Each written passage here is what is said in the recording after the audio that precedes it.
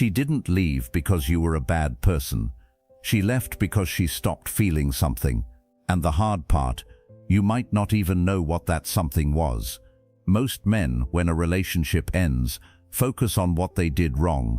The argument, the night they didn't show up, the moment she went quiet. But the real reason rarely lives in one moment. It lives in patterns.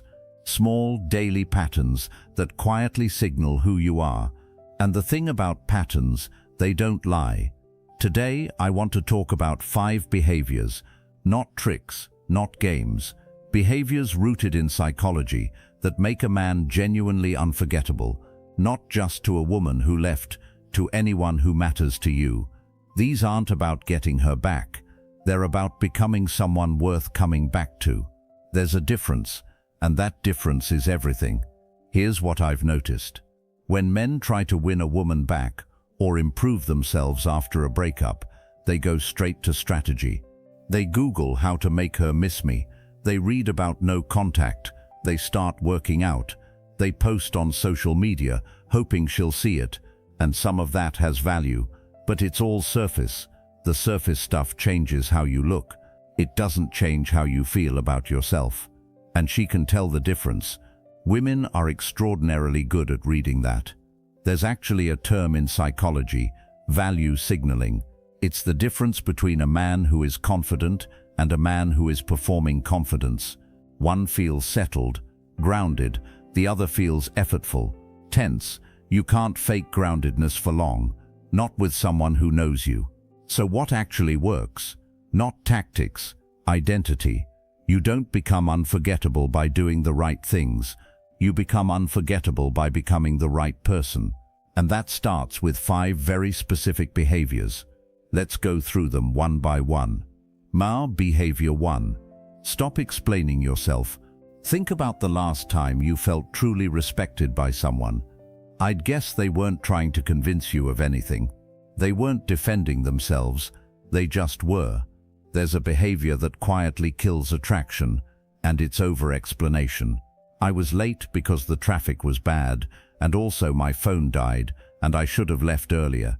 I know, I'm sorry, it won't happen again. That's not accountability. That's anxiety in words. A man who over-explains is a man who's afraid of your judgment. And fear, even hidden fear, is the most repelling energy there is. The psychology behind this is called approval-seeking behavior. When you over-explain, what you're really saying is, please don't think badly of me. And on a subconscious level, she hears that. Not consciously. She's not analyzing you, but her nervous system registers it. It reads you as someone who doesn't trust himself. The shift isn't about being cold or dismissive. It's about accountability without collapse. I was late. I'm sorry. That's it. No spiral. No negotiation. Own it. Move forward. That kind of response signals something powerful. I don't need your forgiveness to feel okay about myself. I'm responsible, but I'm not destroyed by my mistakes. That's emotional maturity, and it is magnetic. Ask yourself honestly, when was the last time you apologized and actually left it there, without checking if they forgave you, without waiting for a reaction? If you can't remember, that's the work. Behavior 2.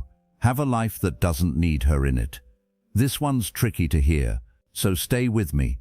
One of the most attractive things about a person is the feeling that their life is full, that they're doing things, building something, engaged with the world, not because they're trying to impress anyone, just because they're genuinely alive. Now think about the opposite. The man who has made the relationship his entire identity, whose plans, whose weekends, whose emotional state all orbit her. When she's happy, he's happy. When she's distant, he's anxious. When she leaves, he has nothing left to stand on. That's not love. That's dependency. And dependency creates a specific dynamic. One person feels weight, the other feels trapped. There's a concept called anxious attachment. It develops when someone, usually from childhood, learned that love is conditional or unpredictable. So they cling, they monitor, they make the relationship their whole world because losing it feels like losing everything. That's real pain. It deserves compassion, but compassion doesn't change the outcome. Clinging still pushes people away. The shift isn't about playing games or being unavailable. It's about building a life you actually love, friendships you invest in, work that matters to you, hobbies that aren't about impressing anyone, a relationship with yourself that's honest and kind. When you have that, you stop being desperate. Not because you don't care, but because your life has weight without her. And paradoxically, that is exactly what makes you hard to forget. Because she'll remember a man who was full, not a man who was hollow without her. Small, practical step. Name one thing you stopped doing because of the relationship. Start there. Pick it back up. Priority. Behavior 3. Say hard things calmly. Here's a pattern that repeats in almost every troubled relationship. Something bothers him. He doesn't say it. It builds. He still doesn't say it. It builds more. Now it's not just about the original thing. It's layered with resentment. Eventually he explodes or shuts down completely. Neither response is honest. Neither response builds trust. And she's left wondering who she's actually with. This pattern is called emotional suppression, followed by reactive discharge, and it's exhausting for both people. For her, she's walking on eggshells, never knowing when the pressure will release. For him, he's carrying a weight he refuses to put down, resenting everyone for not noticing.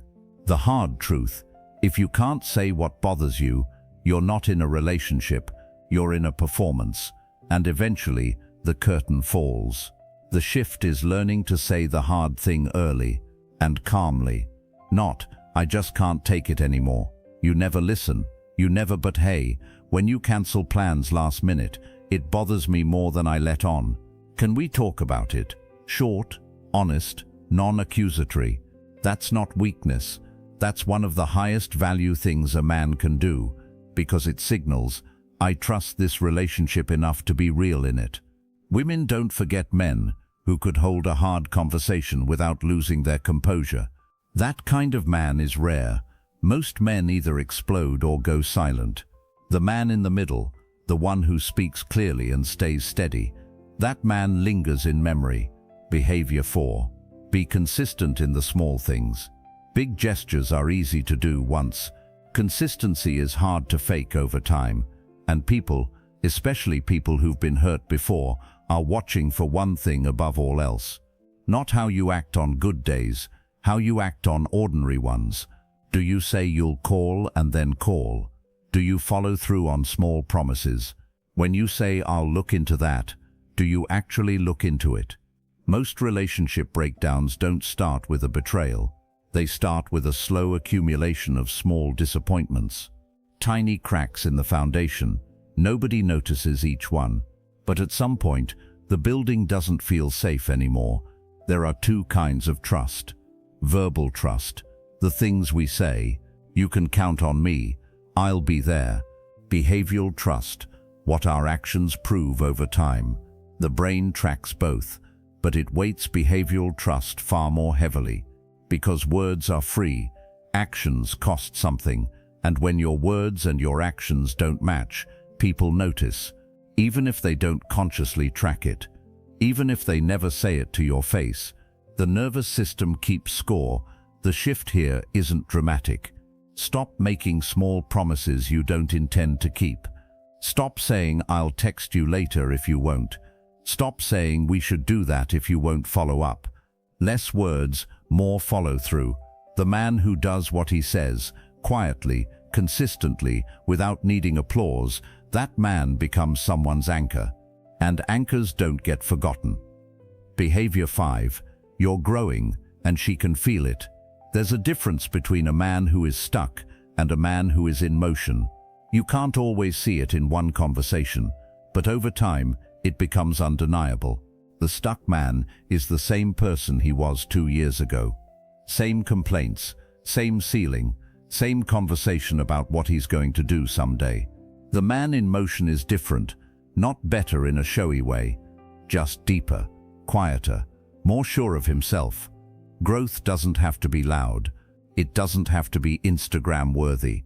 The most powerful kind of growth is internal, the kind that changes how you move through a room, how you hold eye contact, how you respond to difficulty.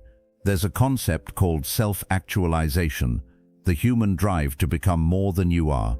When someone is genuinely on that path, working on their mind, their character, their sense of purpose, there's a quality they give off. It's not arrogance, it's not performance, it's more like direction, a sense of forward motion, and that quality is deeply attractive. Not because it impresses anyone, but because it communicates. This person is going somewhere. There's more coming. Contrast that with the man who's circling, who's been at the same point for years, who has the same frustrations, the same fears, the same unfinished business with himself. That man feels heavy to be around, not because he's bad, but because stagnation has a weight that other people can feel. The shift here isn't about becoming a different person. It's about becoming more of yourself, the self you're actually capable of being. That might look like finally finishing something you started, having an honest conversation with yourself about what you want, getting therapy, reading seriously, taking your health more seriously. Small moves, daily, because growth isn't a destination, it's a direction. And a man with direction, a real one, not a performed one, stays in people's minds long after they've parted ways, because she'll remember a man who was becoming something, not one who had already given up on himself. So, 5 behaviors. 1. You stop over-explaining yourself. You own your actions without collapsing under judgment. 2. You have a life that doesn't require her to be complete. 3. You say hard things calmly. You can hold discomfort without going silent or blowing up. 4. You're consistent in the small things. Your words and your actions match. 5. You're growing, not performing growth. Actually growing. None of these are about her. That's the thing. None of these are about making someone come back. They're about becoming someone who doesn't keep losing the things that matter. I want to be honest with you. This work is not glamorous. It doesn't feel like a transformation. Not at first. Most days it just feels like showing up, making slightly better choices, catching yourself before the old pattern kicks in. But that's how it works. Identity doesn't shift in big moments. It shifts in small ones. In the moment you pause before over-explaining. In the moment you pick up the phone and call the friend you've been meaning to call. In the moment you say the hard thing instead of swallowing it. Those moments add up, slowly, quietly, and then suddenly, you're not the same person you were. She may come back. She may not. But here's what I know. The version of you that does this work, that's the version that doesn't keep asking the same questions. Why do they leave? Why can't they see me? Why doesn't anyone stay? That version of you becomes the kind of man people want to stay for. Not because you're perfect, but because you're real, grounded, growing, and that is unforgettable. If any of this landed with you, share it with someone who needs it. And if you're going through it right now, I see you. Keep going.